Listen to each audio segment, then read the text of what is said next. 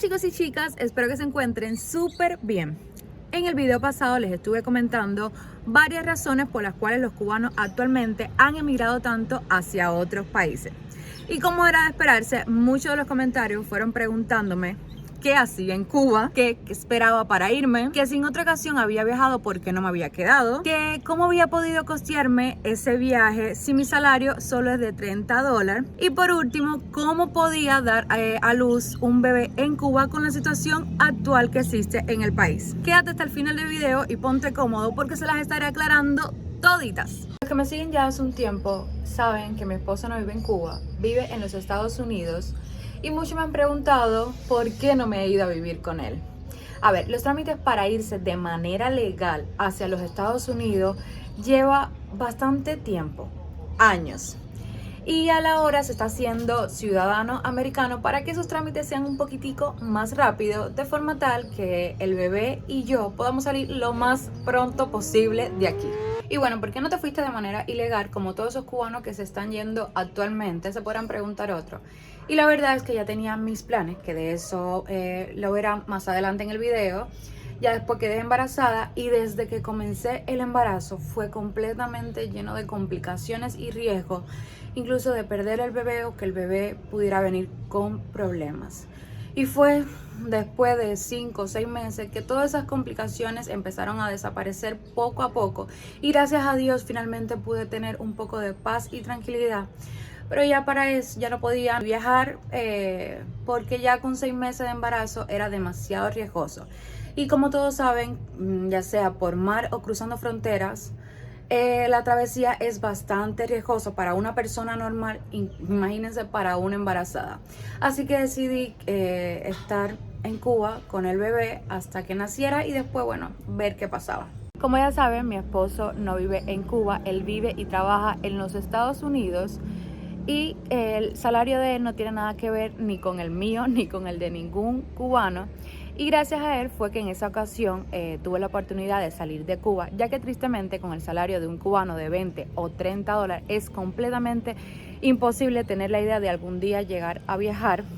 Y sé que en muchos países les puede pasar igual, pero créanme que el caso de Cuba es completamente único.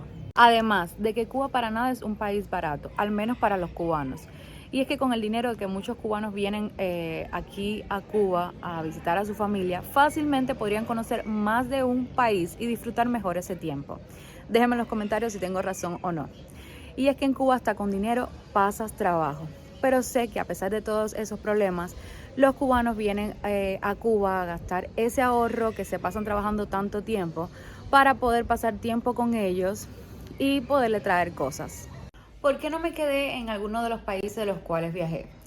Y realmente esta fue una de las preguntas que más me hicieron. Tienen razón. Y es lógico que con la situación y escasez que ahora mismo hay en Cuba, ¿quién quisiera vivir aquí? Yo no es que sea la excepción. Tampoco quisiera vivir aquí. Pero para cuando viajé tenía planes de viajar más adelante con un tiempo más prolongado en lo que avanzaban los trámites de mi esposo. Y es que estaba en proceso de ir a estudiar a España. Sí, escucharon bien.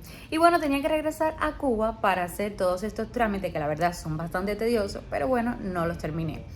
Y realmente ya para este mes me veía estudiando en España. Que por cierto, mi saludo y gratitud a todas esas personitas hermosas que me siguen de ese bellísimo país. Y bueno, volviendo al tema, los planes dan planazo.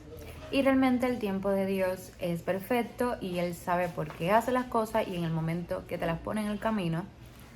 Y la verdad es que salir embarazada para mí era algo casi imposible por problemas personales de salud. Pero milagrosamente sucedió y digan lo que diga, para mí será siempre la mayor bendición del mundo.